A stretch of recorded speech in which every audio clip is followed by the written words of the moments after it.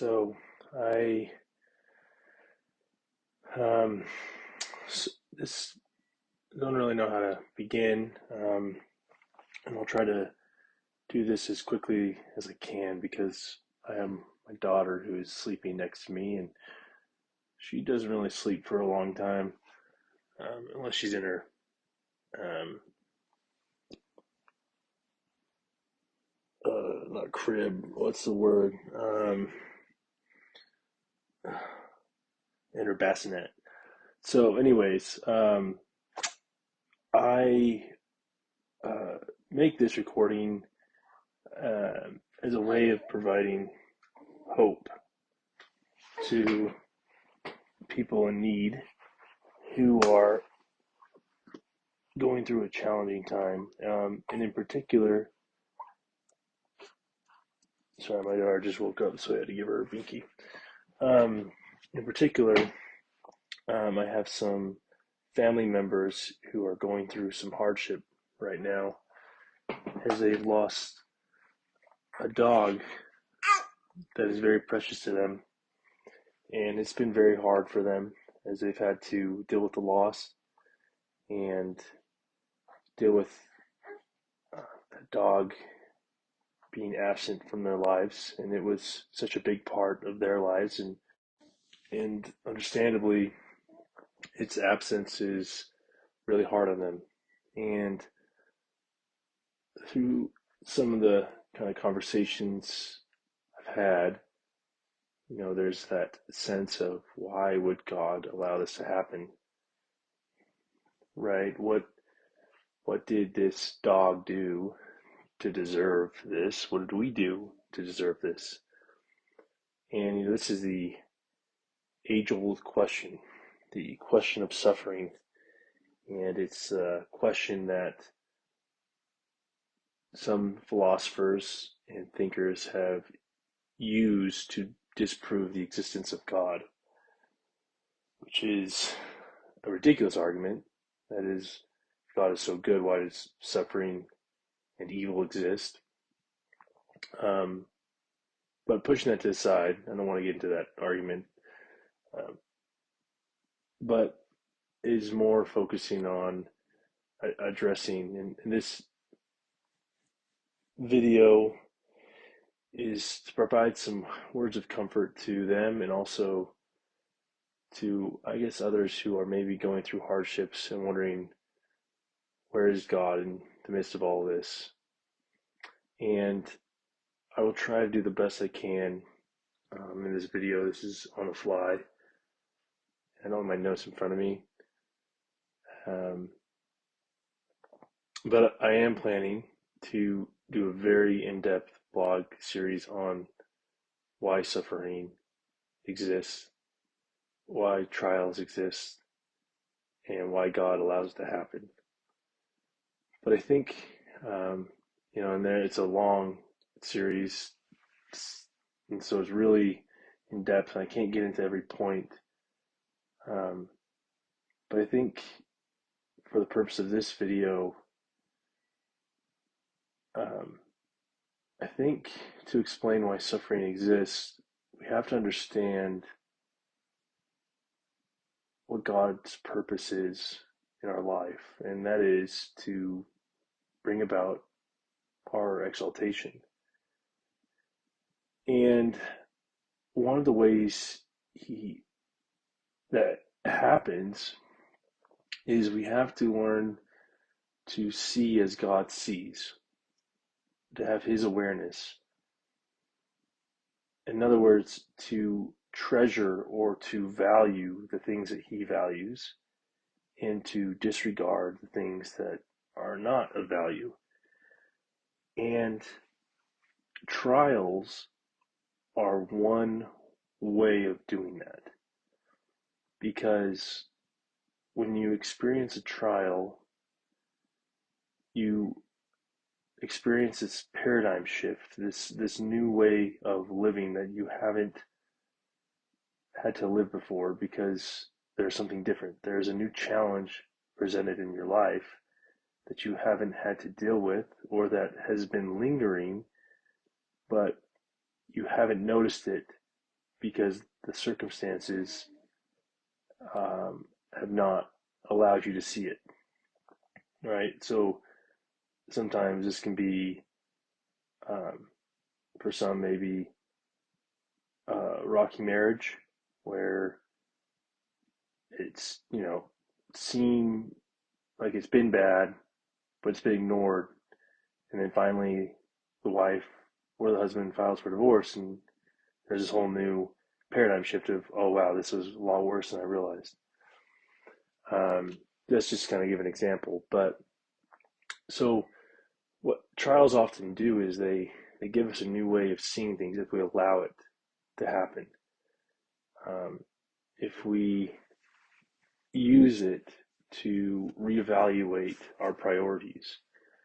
Um, one of some commentaries about Abraham and his son, and we look and say, well, how could God ask Abraham to do that?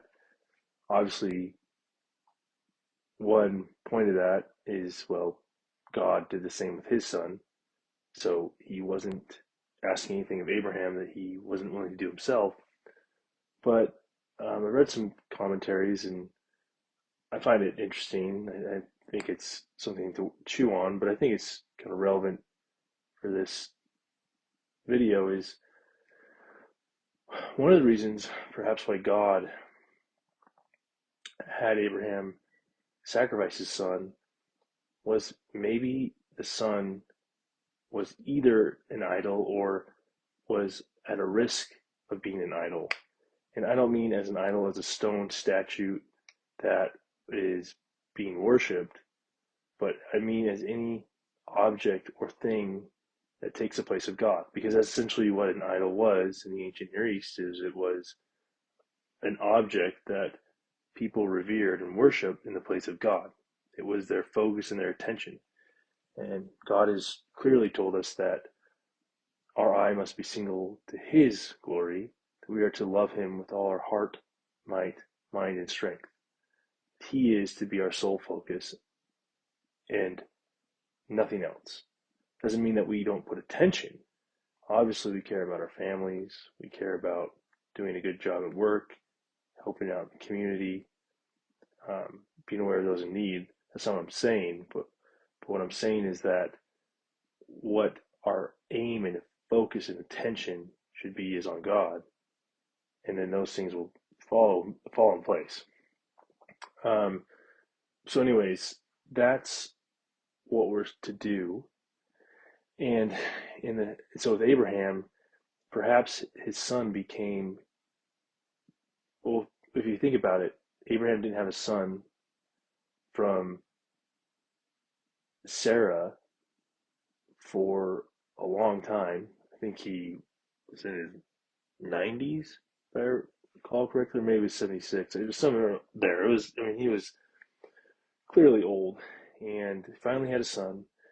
And perhaps there was a risk that Abraham, and it was the son of promise, perhaps Abraham put so much stock in his son that he ran the risk, or even did, become to maybe idolize the son more and cherish the son more than he maybe should have, or that was healthy. And so God asked Abraham to make this, final sacrifice to show where Abraham's allegiance laid. Was it with his son, or was it with God? No matter what. And so thinking of Abraham, that story in that way, is helpful to understand why trials happen. And one reason why trials, or not why trials happen, but one of the benefits of trials, which is they help us to get out, they help us to see what we've been valuing and what we've put attention to. Because if it's something that isn't expedient, we can recognize that when it's gone, and we can then turn to the Lord and say, well, maybe I haven't fully been committed to you as much as I should have. Maybe I've been too focused or interested in whatever other thing. And it's interesting because a lot of times, or not a lot of times, but there have been studies done on people who face adversity. And among those, a lot of people find that the adversity was for their betterment. However, there are certain, um, I guess, conditions that people had to follow to make the trial worthwhile. And it's, taking time to explore and meditate and really understand what the trial, what the challenge was trying to teach them. And those that use the trial as a way of a learning lesson became happier. Um, and they looked at people who have gone through cancer, who have lost a limb, lost a job, and they, the people who utilized the trial, who took it as a way of an opportunity to learn, became happier because they realized that the trial was showing them a new way of thinking, right? Someone who has cancer starts to realize that maybe they took life for granted and that they only have a couple of years left to live, that they didn't savor every moment of their life. Um, and someone who's lost their job maybe realizes, oh, I have not been spending enough time with my family, and I need to do that. And I'm not saying everyone who loses a job is because they're not spending time with their family. I'm just saying there are things that we can learn from whatever loss we experience, whatever trial, adversity. And so when it comes to someone who's lost a loved one or an animal, in this case, it might seem like it's unfair. It might seem like God is cruel and he's being mean. Or it could be that this is God's way of giving you a new way of seeing things. And that maybe the dog was actually a crutch or a hindrance, and it was used as a way of distracting you from what you really wanted, what God wanted you to see, and what you weren't willing to see. And so I think with these things, with trials, with challenges, sometimes one of the best ways to respond is to look and use that trial as a learning experience as to what possible lessons you could learn, what possible things the Lord is trying to teach you through this experience, um, and really consider, and go to the Lord and ask Him, what is it that I'm missing? What is it that I need to learn? Because we know that God does everything for our benefit. And so if He allows something to happen, generally there's a reason for it to happen. I mean, maybe there's always a reason, but there is a chance to explore and to learn and to grow. And that leads to greater wisdom. And then as well, you also understand more of the Savior and his suffering. You just get a little bit more of a glimpse into what he went through.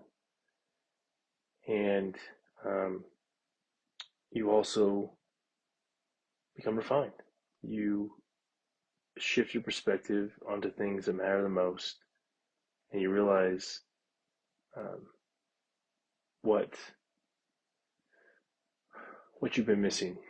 And another thing that's come to my mind is when you have that paradigm shift, the trials, it shocks you. Your mind is always, your brain is always looking to form connections. And so when you have these radical changes, these adversities, periods of adversity, or trials in your life, um, it opens up the opportunity for your brain to make new connections, because now it's a new experience. Your brain's kind of been shaken out of the habits it's formed, and now it has to grapple with a new situation. And if we handle it right and we use it as an opportunity to learn, the brain will form new connections that will gear us more towards a new way of thinking. It will get us out of our rut. And there are some teachings from other, I guess, traditions about how, in a spiritual sense, trials are enough to shake the heart, to break it, so that more of the spirit can come in. I don't know if that's necessarily like literally true, but at least it's a metaphor, a way to think about how trials shake us to remold us, right? Um, if you look at gold, the image of refinement with gold in the scriptures, right? It needs to be burned, melted, so that it can be formed, it can be remolded. Um, and that remolding, of course, in a scriptural sense, is in the image of God. And so um, I encourage those who are listening, and those also to the relatives around this video too, is don't reject God in this trial and in your trial, but use it as a way to learn what He would have you learn, and as a way to see things more accurately, and to see it as a blessing, and to realize that He's giving you this trial to teach you something that you probably wouldn't have learned any other way. And I know that's what it's been for me. And as I share this, I don't share this from a detached perspective. God has had to redirect me multiple times, and He's used trials to do so. And it was interesting that when I really started to want to follow God more fully is when my life really started to get hard. And initially I crumbled, and I did not respond the way I should have. And I made really stupid decisions um, that hurt some people. But I got back up and really tried to understand what God was trying to teach me. And it was tough. And I did not maybe respond the quickest, but I started to take that approach and turn to Him and rely on Him, and give up my way of seeing things to see how He sees things, and to take joy in that, to give up what I wanted so that He could start molding me. So I don't say this just as a theoretical point. I say this is also something that I've had to learn, and I did not necessarily learn the quickest, but God's grace and His mercy, I was able to understand more, or to use trials as a learning process, and therefore respond faithfully and um, and I guess righteously to what God was, and willingly to what God was trying to teach me.